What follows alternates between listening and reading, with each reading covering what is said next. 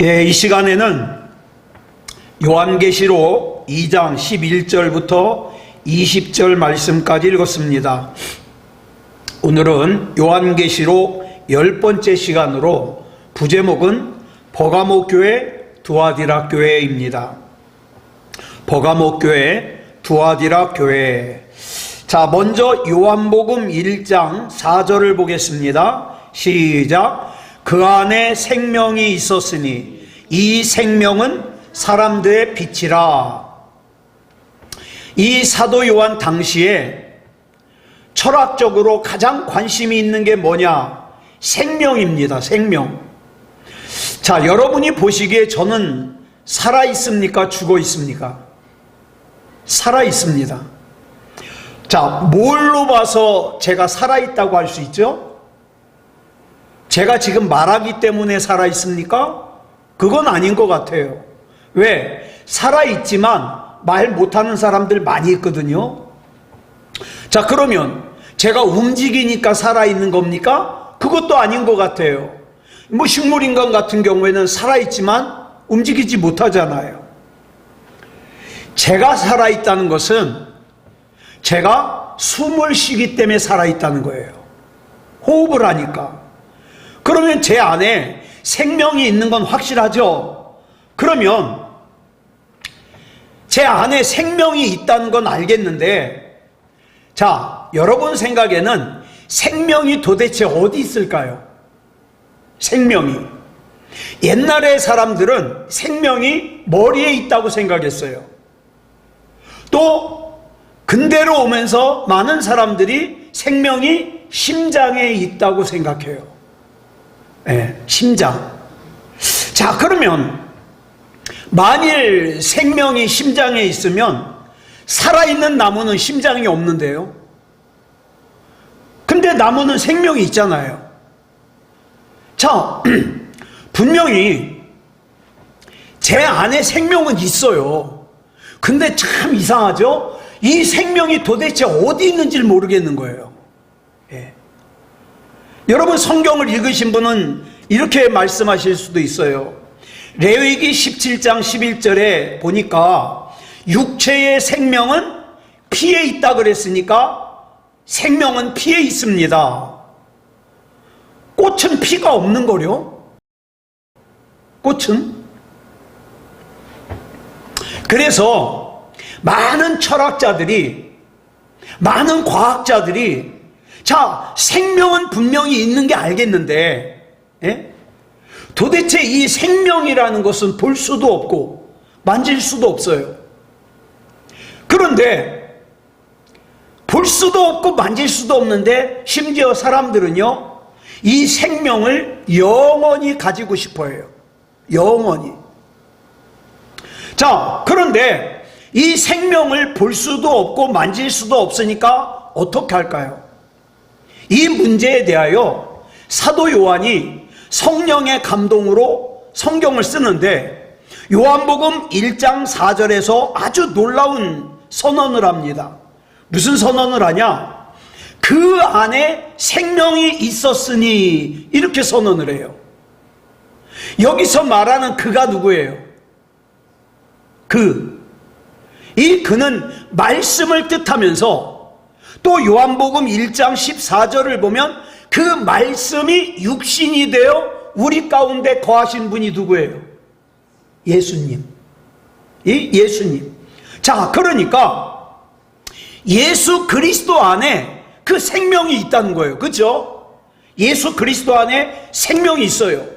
생명은 볼 수도 없고 만질 수도 없기 때문에 내 마음대로 가질 수도 없고 버릴 수도 없어요. 그런데 내가 이 생명을 가질 수 있는 방법이 있어요. 그게 뭐냐?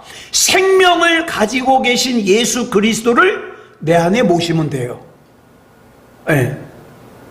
그래서 사도 요한이 요한복음 1장 12절에서 이 유명한 말씀을 기록한 거예요. 시작. 영접하는 자, 곧 그 이름을 믿는 자들에게는 하나님의 자녀가 되는 권세를 주셨으니. 그러니까 내 안에 생명으로 가득 차고 싶으면 누구로 충만하면 돼요? 생명을 갖고 계시는 예수님의 이름, 예수님으로 충만하면 돼요. 그런데 어리석은 인간들은 반대로 살아요. 예? 반대로 살아요. 내가 세상에서 살겠다고 누구를 버려요? 예수님을 버려요. 내가 세상에서 살겠다고 뭘 버려요? 예배를 버려요. 내가 세상에서 살겠다고 뭘 버려요? 신앙을 버려요. 여러분 잘 들으세요. 우리가 예수 그리스도를 떠나는 순간 무엇과 같으냐? 마치 꽃꽂이 하려고 잘라낸 꽃과 같아요. 지금 당장에는 화려하죠. 근데 이 뿌리로부터 잘려진 꽃은 이제 앞으로 뭐만 남았어요? 시드는 것만 남았어요. 그러니까 내가 살려고, 내가 세상에서 육체적으로 살려고 예수 그리스도를 버리는 사람은 죽어요. 반드시 죽어요. 그러나 내가 예수 그리스도 안에서 죽고 예수 그리스도께서 사는 사람, 그래서 예수 그리스도를 구주로 영접하고 끌어안고 사는 사람은 영원히 살아요. 영원히 살아요. 예수님께서 이 말씀을 지금 서머나 교회에 말씀하시는 거예요. 그 가난한 교회, 그 고생하는 교회. 자, 본문 10절에서 그러잖아요. 내가 죽도록 충성하라. 그리하면 내가 생명의 관을 내게 주노라. 그런데 조건이 하나 있어요. 뭐예요? 충성하라 이 말이에요. 충성. 근데 여기서 말하는 충성은 우리가 아는 그런 충성이 아니에요. 여러분, 여기 나오는 충성을 헬라어로 피스토스라 그러거든요. 그런데 이 피스토스라는 단어가 세 가지 조건이 합쳐져야 이 단어를 쓸 수 있어요. 첫째, 충성. 둘째, 신실. 셋째, 믿음. 충성이라는 단어의 뜻을 국어사전을 찾아보니까 진정에서 우러나오는 정성이라 그랬어요. 자, 이렇게 하나님 앞에서 우리가 진정에서 우러나오는 정성으로 하나님을 바라봐야 돼요. 그럴 때 하나님께서 보실 때, 아, 이창원 목사는, 아, 김재현 권사는, 아, 곽경희 권사는 내가 신뢰할 만해. 그걸 뭐라 그래요? 신실이라 그래요. 어떤 난관과 어려움을 만나도 절대 믿음을 놓지 않는, 하나님께서 나를 인정하시고 하나님께서 나를 신뢰하실 때 그 사람을 보고 뭐라 그래요? 신실하다 그러는 거예요. 그 다음에 반대로 내가 하나님을 신뢰하는 거를 뭐라 그래요? 그걸 믿음이라 그래요. 그러니까 내가 하나님을 신뢰하는 것과 하나님이 나를 신뢰하는 것과 그 다음에 그 과정 속에서 진정에서 우러나오는 정성을 가지고 있을 때 그걸 뭐라 그래요? 피스토스라 그래요. 그 충성. 그렇게 하는 사람만이 어떻게 해요? 생명의 면류관을 받을 수 있다. 그러니까 신앙생활 절대 쉬운 거 아니에요. 이렇게 하나님 앞에서 우러나오는 우리의 정성이 하나님 보시기에 신실해야죠. 진실해야죠. 즉 여러분, 예수 그리스도를 신뢰하는 믿음이 충성이라는 거예요. 그래서 하나님께서 나를 신뢰하실 수 있도록 내가 신실하게 사는 것이 충성이에요. 히브리서 9장 27절을 보면 사람은요, 한 번은 죽어요. 한 번 죽는 거는 사람에게 정해진 거예요. 그러니까 저와 여러분은 다 죽어요. 그러니까 안 죽으려고 몸부림칠 필요 없어요. 그 시간에 뭐 기도하면 돼요? 하나님, 평안하게 가게 해 주시옵소서. 하나님 영광 드러내면서 부름받게 해 주시옵소서. 그거 기도하면 돼요. 우리는 한 번 다 죽어요. 자, 그런데 요한계시록 21장 8절을 보니까 쭉 뭘 기록하고 있냐? 두려워하는 자들과 믿지 아니하는 자들과 흉악한 자들과 살인자들과 음행하는 자들과 점술가들과 우상숭배자들과 거짓말하는 모든 자들은 어디에 던져지느냐? 불과 유황이 타는 불못에 던져지는데 이걸 뭐라 그랬어요? 둘째 사망이다 그랬어요. 둘째 사망이다. 자, 이것이 둘째, 지옥에 가는 것이 둘째 사망이면 첫째 사망도 있잖아요. 그럼 첫째 사망이 뭐예요? 그게 히브리서 9장 27절이에요. 사람에게 한 번 죽는 건 정해진 거. 이게 첫째 사망이에요. 그러니까 저와 여러분은 첫째 사망은 당해요. 근데 절대로 둘째 사망은 당하면 안 돼요. 둘째 사망은. 예? 자, 어떤 과학자가 하는 얘기를 들었는데요. 열의 반대가 차가움이잖아요. 근데요, 열은 실체가 있지만 차가운 건 실체가 없대요. 그러면 뭐냐? 차가운 건 뭐냐? 그만큼 열이 없는 게 차가운 거예요. 영하 1도는 열이 그만큼 없는 거예요. 영하 10도는 열이 그만큼 더 없는 거예요. 자, 그러면 우리가 이거에다가 생명을 한번 보자고요. 생명, 사망이 뭡니까? 사망은 생명이 없는 게 사망이에요. 그런데 누구 안에 생명이 있다 그랬죠? 예수 그리스도 안에 생명이 있다 그랬어요. 그런데 생명을 품고 계시는 예수 그리스도를 구주로 영접하지 않은 사람은 어때요? 생명이 없는 거예요. 여기서 말하는 생명은 뭘까요? 영원한 생명을 얘기하는 거예요. 예, 영원한 생명을. 자, 우리 사람은요, 아담과 하와의 범죄 이후로 우리 인간은 태어날 때 예수 그리스도가 없어요. 그러니까 저는요, 참 감사하는 것 중에 하나가 뭔지 아세요? 정말 믿음 좋은 어머니가 나의 어머니가 되셔서 내가 어려서부터 신앙생활할 수 있고, 그 다음에 내가 하나님이 믿어지고 내가 이렇게 살 수 있는 게 이게 너무너무 감사한 거예요. 너무너무 감사한 거예요. 여러분, 아담과 하와의 범죄 이후로 우리 인간들은 태어날 때 예수 그리스도가 없이 태어나요. 그래서 이걸 로마서에서는 뭐라고 설명했냐? 사망 가운데 태어났다 그랬어요. 사망 가운데 태어나서 보니까 내가 생명이 필요한 것도 몰라요. 그냥 세상과 짝하여 살아요. 이렇게 살다가 죽으면 끝이지 뭐, 이렇게 살다가 죽으면 그만이지 뭐, 이렇게 살아요. 근데 그것이 아니라는 거예요. 사람들이 흔히 얘기할 때 그러잖아요. 기도할 때 죽을 수밖에 없는 이 죄인을, 근데 그거 잘못 알고 있는 거예요. 에베소서 2장 1절을 보니까 죽을 수밖에 없는 죄인이 아니라 이미 허물과 죄로 난 죽었어요. 이미 난 죽었어요. 예? 죽었다는 건 무슨 뜻이에요? 생명이 없다는 뜻이에요. 그러니까 생명이 없는 상태에서 예수님을 구주로 영접하지 않은 사람은 뭡니까? 걸어다니는 시체예요.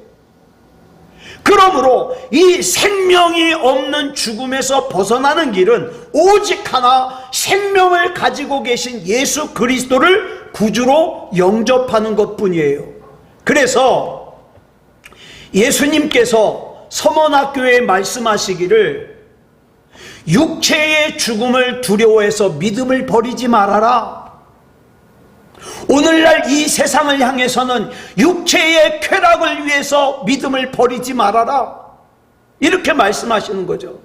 그래서 요한계시록 14장 13절을 보니까 이렇게 말씀하고 있어요. 시작. 또 내가 들으니 하늘에서 음성이 나서 이르되 기록하라. 지금 이후로 주 안에서 죽는 자들은 복이 있도다 하시매 성령이 이르시되 그러하다. 그들이 수고를 그치고 쉬리니 이는 그들의 행한 일이 따름이라 하시더라. 여러분, 우리가 장례 예배를 드릴 때 많이 읽는 성경이에요. 자, 그러면 왜 지금 이후로 주 안에서 죽는 자들이 복이 있다고 그랬을까요?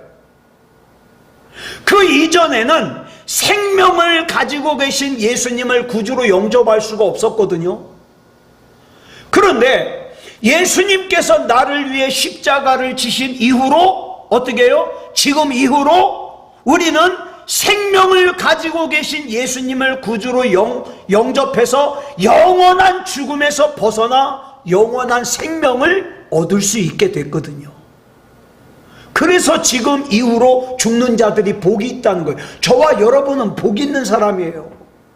단지 하나님 아프다가 죽지 않게 해주십시오. 이건 기도해야죠. 난 정말 그 기도 많이 해요. 하나님 아프다 죽지 말게 해주시옵소서. 하나님의 일 하다가 열심히 하다가 쓰러져 가게 해주시옵소서. 누워서 가지 말고. 전 그 기도 요즘 해요. 자, 그렇기 때문에 우리는 이 세상을 살면서 아무리 힘들어도 아무리 죽을 것 같아도 절대 예수 그리스도를 떠나면 안 돼요. 왜? 예수 그리스도는 내 생명인 거예요. 자, 서문학교에 그런 어려움이 있었어요. 그래서 본문 11절을 보니까 이렇게 말씀하시는 거예요. 시작. 귀 있는 자는 성령이 교회들에게 하시는 말씀을 들을지어다. 이기는 자는 둘째 사망의 해를 받지 아니하리라. 우리가 고난을 당할 때 제일 힘든 게 뭐예요? 에? 언제 끝날지 모르는 게 제일 힘들어요. 언제 끝날지만 알면 까짓 이 악물고 참으면 되는데, 이놈의 고난이 언제 끝날지를 모르니까 이게 더 힘든 거예요. 그런데 이 고난이 내일 끝날지 1년을 갈지 10년을 갈지 모르잖아요.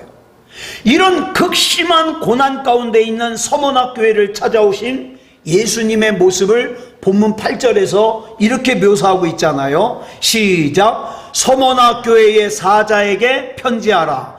처음이며 마지막이요 죽었다가 살아나신 이가 이르시되. 예수님을 어떻게 묘사하고 있냐?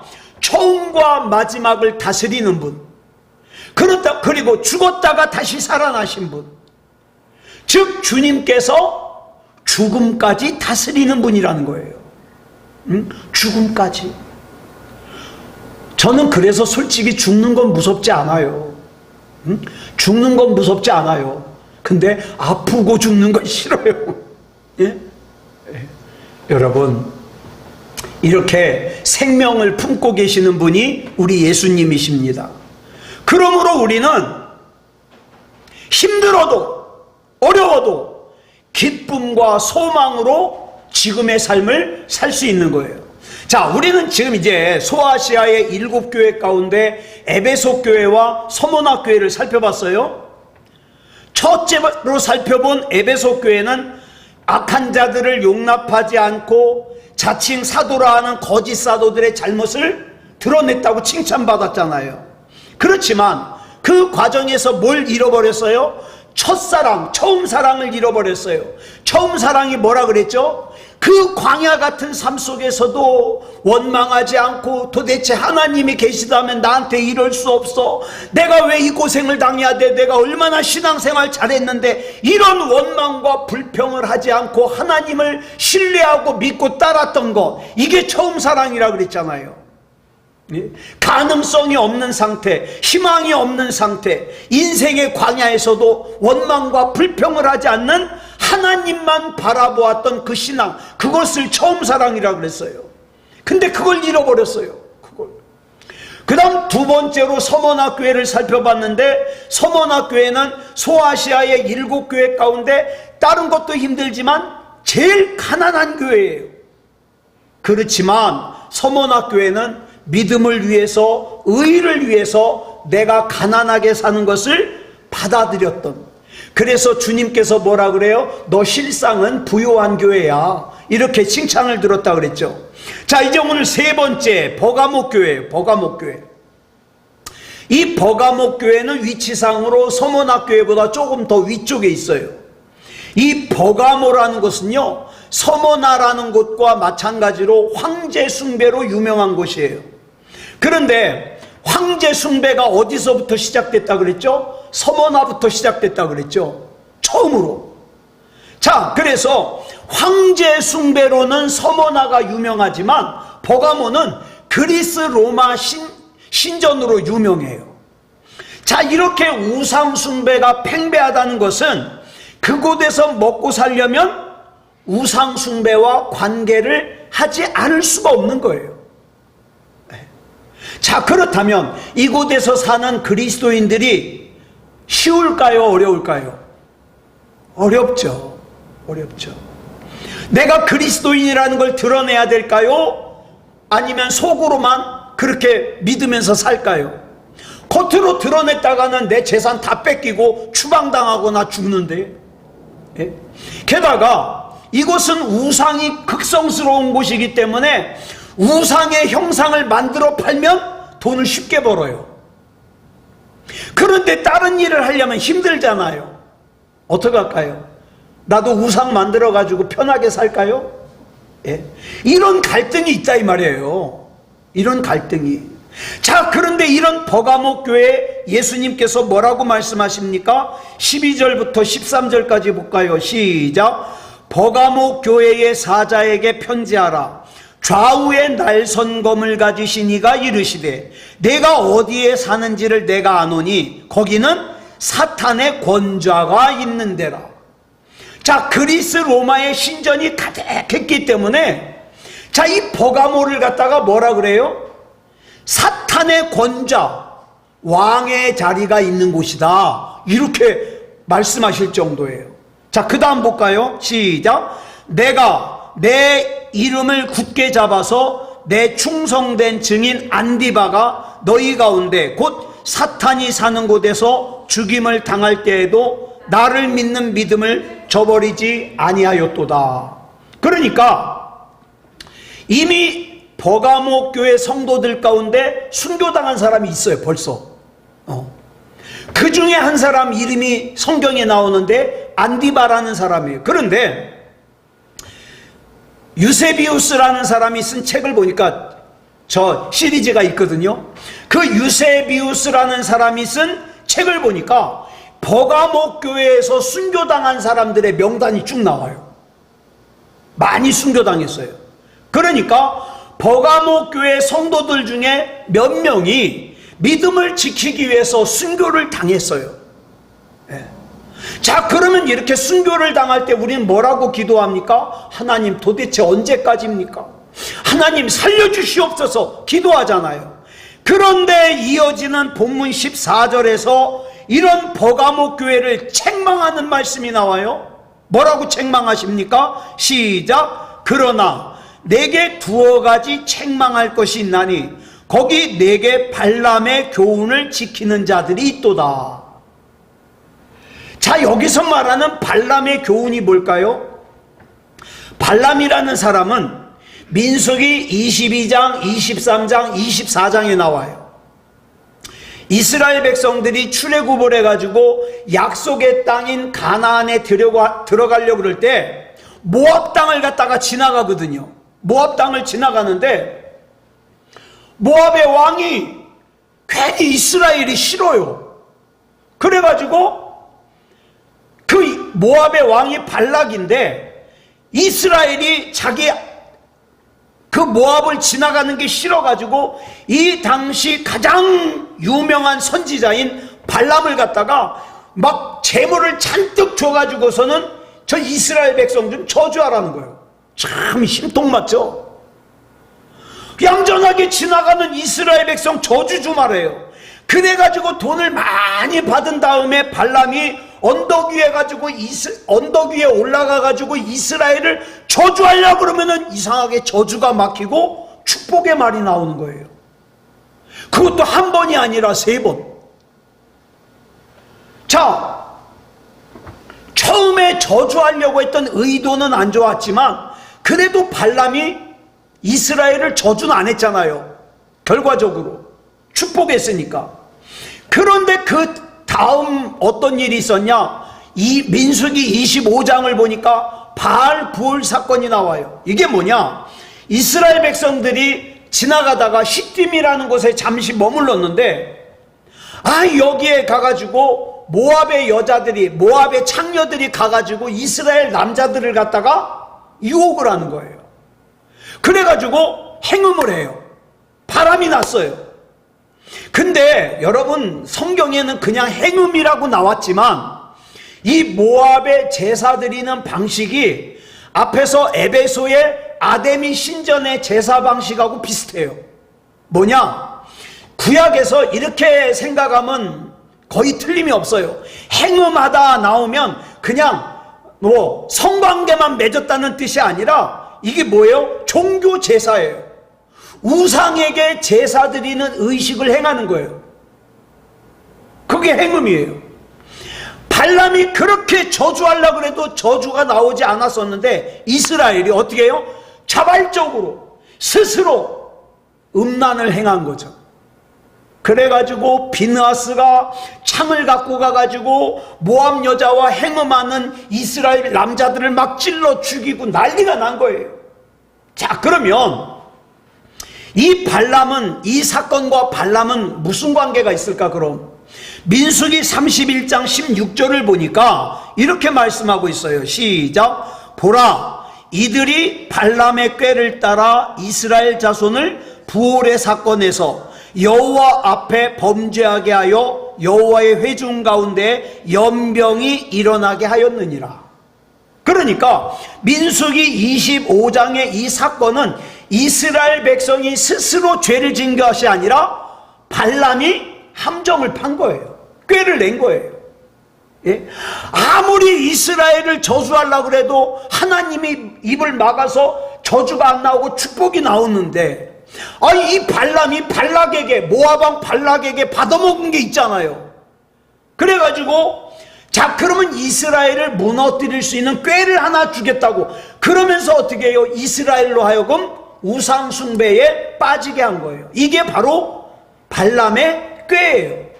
자, 그런데 이것이 요한계시록 2장에 발람의 교훈이라고 나오고 있어요. 그럼 뭘까요? 발람의 교훈은 다른 사람이 영적으로 잘못된 길로 가도록 부추기는 거. 야, 그 교회 가지 마. 야, 신앙생활 그렇게 극성스럽게 하지 마. 적당히 해, 적당히. 예? 아니, 너는 그렇게 고지식하냐? 신앙생활 잘하고 있는 사람에게 어떻게 해요?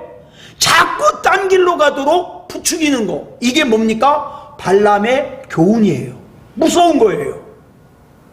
오늘날 이단이 많이 사용하는 방법이에요. 이간질 시켜요. 신천지가 대표적으로 그러잖아요.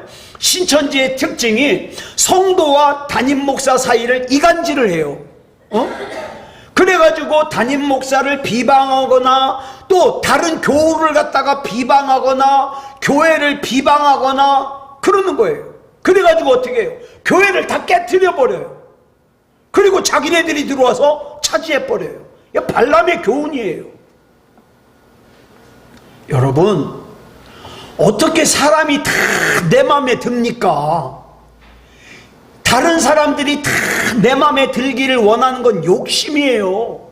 그러면 내 마음에 안 들면 어떡할까요? 위에서 기도해야죠. 위에서 기도해야죠. 신앙생활 떠나도록, 교회 떠나도록 막 부추기는 거, 이건 발람의 교훈이라고요. 이 발람의 교훈은 2000년 전에 버가모 교회에서 아주 유행했어요. 오늘날에도 이단들이 이 발람의 꾀로 교회를 깨뜨립니다. 그래서 교회 안에서 안 좋은 말은 전달하지도 말아야 돼요. 전달하지도. 이간질도 해서도 안 되고요. 다른 사람 흉봐서도 안 돼요. 흉봐서도. 이게 버가모 교회의 큰 문제였어요. 자, 그 다음 이제 네 번째 교회가 뭐냐? 두아디라 교회예요. 이 두아디라는요, 소아시아에서 장사를 가장 잘하는 사람들이 살아요. 사도행전에도 보면은 두아디라 출신의 유명한 사람이 하나 나와요. 누구냐? 사도행전 16장에 나오는 자주장사 루디아가 두아디라 출신이에요. 그래서 이 당시에 두아디라 사람 그러면 아주 장사를 잘하는 사람이에요. 그 중에 특별히 그 천을 염색해 가지고 파는 거를, 염색을 참 잘해요, 두아디라 사람들이. 그리고 구리세공이 아주 발달했어요. 그래서 두아디라 사람들은요 돈을 잘 벌어요. 자 보세요, 이 두아디라 교회는 어떤 교회를 상징하느냐? 부자들이 많아요. 부자들이. 그래서 하나님의 일을 할 때 헌금들을 많이 해. 그게 두아디라 교회예요. 본문 19절 볼까요? 시작. 내가 네 사업과 사랑과 믿음과 섬김과 인내를 아노니 네 나중 행위가 처음 것보다 많도다. 자, 이 두아디라가 참 대단한 것이 돈을 잘 벌지만 그러다 보니까 이 두아디라 교회가 경제적으로 유복해요. 경제적으로. 게다가 주님을 잘 섬겨요. 주님을 믿고 봉사도 잘해요. 인내도 잘해요. 칭찬 들어요. 자, 에베소 교회는 뭐라 그랬어요? 처음에 출발은 잘했는데 첫사랑을 잃어버렸다고 혼났잖아요. 예. 근데 두아디라 교회는 나중 행위가 처음 것보다 많다고 칭찬했어요. 그러니까 처음보다 나중에 더 잘한 거예요. 여러분, 물질의 복을 받는 사람이, 예를 들어서 내가 한 달에 100만 원 벌었는데 내가 나중에 한 달에 1000만 원 벌면은 헌금을 더 잘할 수 있을 것 같죠? 더 잘 못해요. 예. 100만 원에서 11조 10만 원 하는 건 조금 쉬워요. 근데 1000만 원에서 100만 원을 11조를 하려면 막 내 살덩이가 떨어져 나가는 것 같아요. 쉽지 않아요. 근데 이 두아디라 교회의 특징이 뭐냐? 물질의 복을 많이 받을수록 주님의 일을 더 많이 했다는 거예요. 대단하죠? 그런데 문제가 생겼어요. 서서히 이 두아디라 교회 영적인 생명을 잃어가요. 그거는 뭐 이들이 하는 염색이 죄라서, 구리를 파는 게 죄라서가 아니에요. 문제는 여기 이 두아디라에서 장사를 하려면, 여기는요 장사가 아무나 할 수 있는 곳이 아니에요. 장사할 수 있는 권한을 줘요. 그 권한을 주는 조합이 있어요. 그 조합을 뭐라 그러냐? 길드라 그래요. 이 길드라는 조합에 가입을 해야만 두아디라에서 장사를 할 수 있어요. 염색을 팔든지 구리를 팔든지. 근데 이 노동조합의 사무실이 어디에 있느냐? 트림나스 신전이라는 곳에 있어요. 안에 있어요. 네? 그래가지고 이 조합 회의를 열려면 먼저 아침에 모여가지고 트림나스 신전에서 트림나스 신에게 제사를 지낸 다음에 그 다음에 노동조합에서 물건을 나눠줘요. 그러니까 내가 물건을 받아야 팔 수 있는데 이 물건을 받으려면 어디에 들어가야 돼요? 트림나스 신전에 가서 그 길드의 조합에 가입을 해야 되고 아침에 거기 가서 제사를 드려야 내가 물건을 받아올 수 있어요. 그러니까 매일매일 구리와 염색과 천을 떠다가 장사를 하려면 트림나스 신전에 가서 매일 제사를 드려야 돼요. 그런데 말씀드렸다시피 이 당시에 황제가 누구예요? 로마 황제가 예수 믿는 사람들을 씨를 말리겠다고 하는 도미티안 황제예요. 만약 계속해서 트림나스 신전에 제사를 빠지면 물건을 받을 수 없으니까 장사도 할 수 없지만, 그러다가 내가 그리스도인이라는 것이 탄로라도 나면 나는 내 재산을 다 빼앗기고 어떻게 해요? 추방되거나 죽음을 당해요. 그러니 이 당시에 그리스도인들이 돈이 많거나 적거나 얼마나 예수 믿기가 어려웠겠습니까? 물론 지금도 믿음다운 믿음을 지키기는 어려워요. 자, 본문 20절 보겠습니다. 시작. 그러나 내게 책망할 일이 있노라. 자칭 선지자라 하는 여자 이세벨을 내가 용납함이니 그가 내 종들을 가르쳐 꿰어 행음하게 하고 우상의 재물을 먹게 하는도다. 많은 성경학자들은 여기 나오는 이세벨이 두아디라 교회의 지도자의 부인이라고 이렇게 해석을 해요. 그러다 보니까 이 이세벨이라고 부르는 이 선지자, 자칭 선지자, 이 여자가요, 돈이 많아요. 그래서 두아디라 교회에서 특별히 헌금을 많이 내. 이 여자가. 그러다 보니까 헌금을 많이 내는 사람들이 빠지기 쉬운 함정이 뭐냐? 교회 안에서 지도자가 되려고 그래요. 그래서 뭐라 그래요? 자칭 선지자예요. 자칭 선지자. 만약에 이것이 사실이라면 이 두아디라 교회는 굉장히 중요한 잘못을 범하는 거죠. 사람을 평가하는 데 있어서 신앙으로 평가하는 게 아니라 돈이 얼마나 많으냐 적으냐로 평가한다. 이미 교회로서의 성질을 버리는 거죠. 물론 이 여자가 신앙이 전혀 없는 여자는 아닐 거예요. 왜? 자칭 선지자라고 하는 여자 이세벨이라고 그랬으니까. 자, 오늘날 많은 교회가 이 두아디라 교회와 같은 잘못을 범하기가 쉽다. 헌금을 많이 하면 믿음이 좋은 사람, 헌금을 적게 하면 믿음이 약한 사람. 물론 믿음이 좋으면 헌금을 많이 할 수도 있겠죠. 근데 그거 가지고 다 판단하면 안 된다는 거예요. 그래서 제가 미리 지난 주일날 이분 얘기를 했는데 또 한다 그랬잖아요. 또 한번 말씀을 드릴게요. 제가 김동호 목사님 설교를 즐겨 들어요. 참 좋아해요. 자, 근데 이 김동호 목사님 설교를 듣는데 이분 말씀에 청량리 중앙교회 원로 목사님 얘기를 하시더라고요. 원로 목사님, 원로 장로님, 김익명 장로님이라는 분인데 이분이 아주 사업을 크게 하셨대요. 그래서 김동호 목사님이 청량리 중앙교회에서 교육전도사를 할 때 이 김익명 장로님이 그 당시에는 이제 장로님, 부장 장로님이었는데 당시에 그 교회 출석 인원이 약 500명 정도 됐는데 그 교회의 재정의 3분의 1 정도를 이 장로님이 헌금했다는 거예요.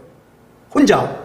그러니 얼마나 헌금을 많이 해요. 그러다 보니까 당회에서 영향력이 클 거라고 생각한 거죠. 그러던 어느 날 이 김동호 목사님이 당회에 건의할 것이 하나 있는데 아무래도 당회 안에서 말빨이 좀 센 영향력이 있는 장로님을 통해서 건의를 하면은 잘 될 것 같더래요. 그래서 김인명 장로님에게 부탁을 했대요. 장로님, 당회에서 이것 좀 건의해 주십시오 라고 부탁을 드렸는데 그 장로님이 이렇게 그 당시 김동호 전도사를 이렇게 쳐다보더니 전도사님, 나는 당회에 참석은 하지만 나 아무 말도 안 해요.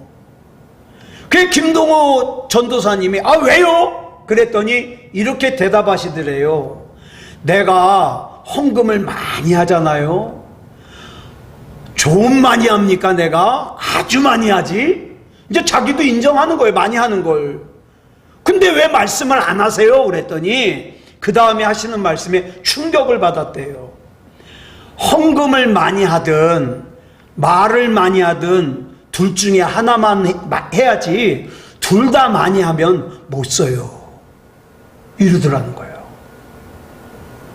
그러면서 이런 교회가 진짜 교회다운 교회가 아닌가.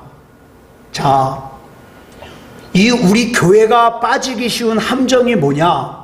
내가 교회 다닌 지 오래됐으면 또 내가 헌금을 많이 하면 그것이 나에게 벼슬이 되기가 쉬워요. 그러면 이런 사람이 나올 수 있다고요. 자칭 선지자라 하는 여자 이세벨. 우리는 아니에요. 하나님 앞에서 나는 연약합니다. 하나님 붙잡아 주시옵소서. 그래서 이 김익명 장로님처럼 내가 헌금을 많이 하지만 조심스러운 거예요. 그래서 당회에서 말을 많이 안 한다. 이게 교회다운 교회죠. 이런 마음을 가지면, 이런 신앙생활을 하면 그런 교회에는 자칭 선지자라는 이세벨이 나올 수가 없죠. 그러면 이 자칭 선지자라고 하는 이세벨이 어떤 잘못을 저질렀는가? 그건 다음 주에 나누겠습니다.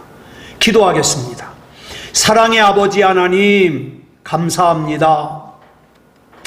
우리가 소아시아의 7교회를 쭉 살피면서 우리 교회를 돌아봅니다.